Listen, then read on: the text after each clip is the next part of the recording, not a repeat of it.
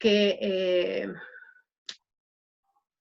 lo podrían emitir personas, o sea, si dijéramos que esto es una moneda, por ejemplo, para el derecho argentino, las personas distintas del Estado Nacional no podrían emitir moneda, o sea, los particulares no podríamos emitir moneda, por ende, sería ilegal. Entonces, nos vamos al Código Civil y Comercial, en el artículo 725, que nos dice, por ejemplo, la prestación que constituye el objeto de la obligación debe ser material, material jurídicamente posible, lícita, determinada y determinable, susceptible de valoración económica, y debe corresponder a un interés patrimonial del acreedor, patrimonial o extrapatrimonial del acreedor, ¿verdad?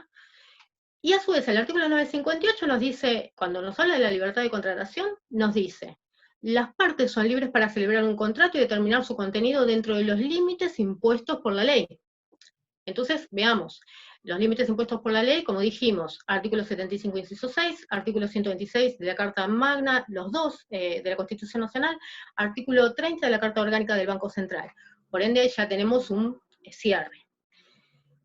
No sería lícito que un particular, conforme a sus artículos, que un particular pudiera emitir moneda. Pero bueno, tenemos otras miradas en el mundo al respecto, antes de entrar qué es lo que pasa en Argentina. En la Comunidad Europea tenemos varias directivas. Tenemos la 2000/46 de comercio electrónico, después tenemos la 2007 que reforma a la 2000/46, la 2007 de /64 de comercio electrónico, y después tenemos también la 2009, que se refiere a 2009/110 de comercio electrónico, y nos establecen parámetros regulatorios sobre el acceso a la actividad de emisión de dinero electrónico por parte de determinadas entidades. Entonces, ahí ya nos están hablando de dinero electrónico. Cuando dice determinadas entidades, se refiere a entidades que estén respaldadas por el Estado para emitir ese dinero electrónico. Entonces, tuvimos, por ejemplo, en el año 2015, el Tribunal de Justicia de la Comunidad Europea, en un afamado caso, ahí, disculpen mi inglés, pero no es muy bueno, el caso es Skate Berket contra Hedvisk. Ahí debieron decir si las operaciones con criptomonedas tributaban IVA, específicamente la compraventa de Bitcoin. En los términos de la directiva 2006/112 de la Comunidad Europea.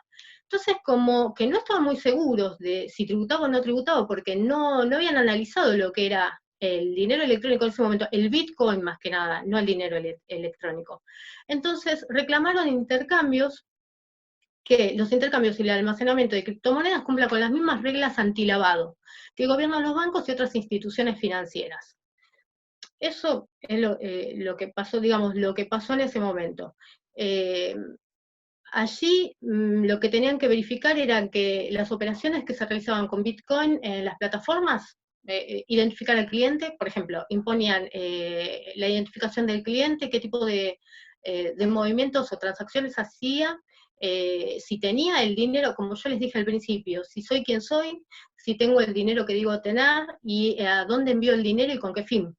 Entonces, todo esto, a través de la directiva, se busca, más allá de que si verificar si tributaban o no tributaban IVA, el tema del antilavado, prevenir el lavado de activos. Después en nuestro país, por ejemplo, tuvimos el informe número 93 de la Jefatura de Gabinete de Ministros, y crearon un plan de lucha contra el tráfico de estupefacientes en Internet profunda, en Internet oscura, y el tema de las criptomonedas también. Entonces, allí se reunieron los representantes de la UIF, del Banco Central de la República Argentina, de la Comisión Nacional de Valores y de AFIP, cada uno llevando su perspectiva respecto de qué pasaba con las criptomonedas, porque de hecho, a ver, en diferentes países hay ciertas regulaciones, pero no hay una unificación de regulación que tienda a propender que los países vayan en tal o cual dirección, sino que cada uno está viendo, de acuerdo a cómo evoluciona en el país en el que está, cómo evolucionan esas transacciones y cómo deberían regularlas o no, si es que merece regulación. De hecho, el año pasado, en diciembre, creo que fue, o en noviembre, no recuerdo bien, se reunieron en el Senado representantes del Banco Central, de la Comisión Nacional de Valores, destacados juristas para determinar, para dar su punto de vista si las monedas, las criptomonedas aquí deberían recibir algún tipo de regulación. Entonces cada uno expuso acabadamente que sí correspondía o no correspondía. De hecho, más allá de tener una regulación jurídica, una de las personas cuando estaba con el tema de explicar cómo funciona tecnológicamente el minado de monedas, decía que más allá de regular jurídicamente qué puede pasar o no con la moneda, o cuál sería la naturaleza jurídica, y atrás de ello si se debía regular otras cuestiones, si aparte de ello tendrían que regular el tema de la tecnología para hacer más segura la emisión de criptomonedas. Porque eso no es una cuestión menor, que los aparatos pasen ciertas normas de seguridad. O sea, entonces que no es que solamente es por una cuestión económica, es por una serie de montones de cuestiones. También tienen que ver, imaginen, con la seguridad en sí. Estuvimos hablando de que las criptomonedas son algoritmos. Esos algoritmos son combinaciones matemáticas que, por más que a nosotros nos parezcan combinaciones matemáticas, llevan detrás una trazabilidad y una registración que hace que nosotros seamos identificados, más allá de que tengamos un seudónimo. Esos algoritmos llevan datos. Y a veces uno cuando dice, bueno, hay que tener seguridad con los datos que se comparten y demás, o hay que tener seguridad con ciertas tecnologías, lo dice más que nada porque en las redes van y vienen datos de todas clases. Entonces, también es importante que haya una regulación respecto de los aparatos que procesan esa información. Primero, para que no hayan problemas eléctricos, imagino yo, por ejemplo, cuando se corta la luz. Bueno, el caso de las criptomonedas por ahí no sería tan el caso, porque tenemos nodos que están dispersos en todo el ecosistema, entonces todos comparten la misma información. Si uno de los nodos tuviera un problema a nivel de cortes de luz, por ejemplo, yo cuando quise iniciar la clase tenía un problema de cortes de luz, anterior a la clase, yo ya estaba con un problema, pero ustedes estaban todos conectados. Entonces, si nosotros fuéramos nodos, yo quizás quedo relegado un poco en la información y en esa verificación de información, y sin embargo ustedes podrían operar en el sistema. Entonces, es importante también saber que las máquinas que procesan ciertas cantidades de datos y grandes volúmenes de datos cumplan con ciertas normas. Al margen de eso, bueno, lo que debatieron en el Senado en ese momento fue si realmente era viable una regulación para la República Argentina por considerar que estas operaciones eran riesgosas o no. El Banco Central, por su parte, el Banco Central de la República Argentina, se basa en una regulación existente en Estados Unidos sobre las plataformas de cambio de criptomonedas por dólares. Entonces, ellos hacen sujeción a las regulaciones similares a las bancarias respecto de conocer la identidad del cliente, reportar las operaciones sospechosas o la posible comisión de ilícitos. Lo mismo hace la Comisión Nacional de Valores, porque está estudiando la evolución de plataformas de criptoactivos y ofertas iniciales, para ver si serían valores negociables, por ejemplo. La AFIP, por su parte, decía que estaba buscando implementar que pudieran tributar impuestos de algún tipo. Ustedes imagínense que en el sistema real, en este ecosistema real nuestro de todos los días, nosotros por hacer determinados actos o contratos, tributamos algún tipo de impuesto. Compramos, parece un ejemplo burdo, pero compramos un caramelo y tributamos un impuesto. Entonces, ¿qué pasa en el ecosistema cripto? ¿Qué pasa con esas transacciones, esos grandes volúmenes de monedas que van y que vienen para un lado o para el otro, y tributan o no tributan? Entonces, la AFIP también buscó implementar algún tipo de regulación para las monedas digitales. Pero bueno, al margen de eso tenemos otras otros países, como por ejemplo Uruguay, tiene la Ley de Acceso a la Población y Servicios Financieros y Promoción de Uso de Medios de Pago Electrónico, es a través de la Ley 19.210, la tiene reglamentada por un decreto que es el decreto 263 del 2015, y habla en su artículo 2 del dinero electrónico. Asimismo también tenemos, mayormente en Uruguay, Paraguay, hablan más o menos de lo mismo, pueden referirse al dinero electrónico de la misma forma, hablan de que son valores que están contenidos dentro de dispositivos o memorias que tienen que estar registrados electrónicamente, son susceptibles de ser intercambiados por otra cosa, pero nunca habla de que son, o sea, nunca habla de criptomoneda en sí, hablan de dinero electrónico.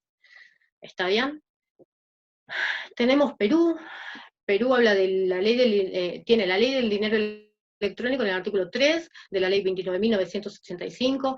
En esas, por ejemplo, en esas legislaciones no me voy a detener porque ustedes las tienen contempladas en las guías que le mandó el doctor, y junto con el material de estudio. Entonces ahí están detalladas las leyes y los artículos pueden ir y verificar qué dice cada uno en particular respecto del dinero electrónico.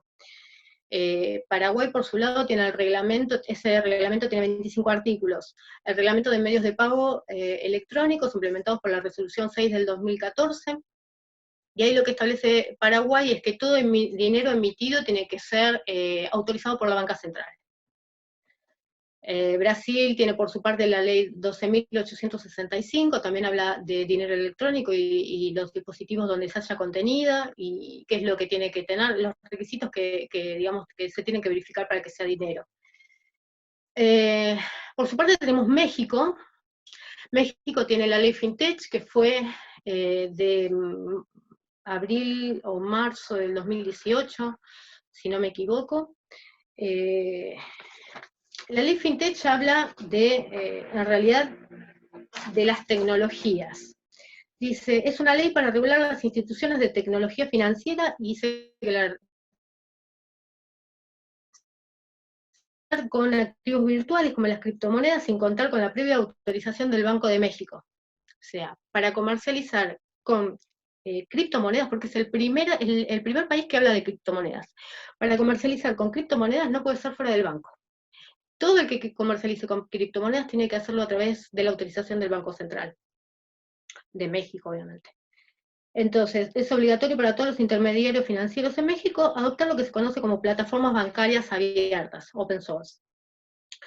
Pero a su vez, México, recientemente, a través de una circular, que es la 4 del 2019, determina que las criptomonedas son activos virtuales que no representan un valor subyacente.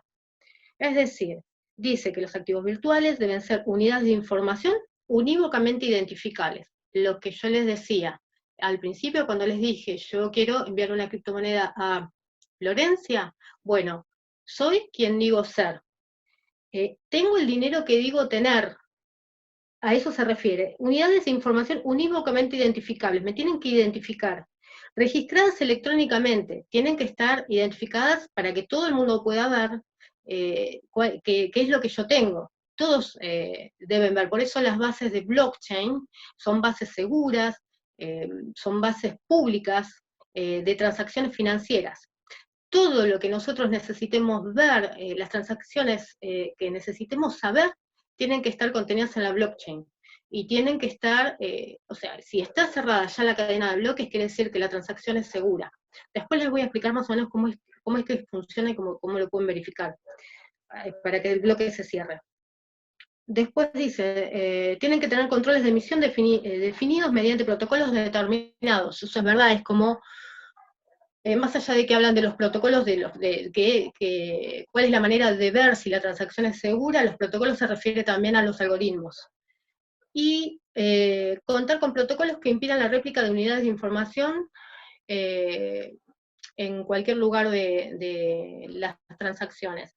Que era lo que yo les decía, los mineros verifican que cuando yo envío el dinero y se lo tengo que enviar a Florencia, no lo haga bidireccionalmente, que no lo haga con Florencia y con Ornella al mismo tiempo.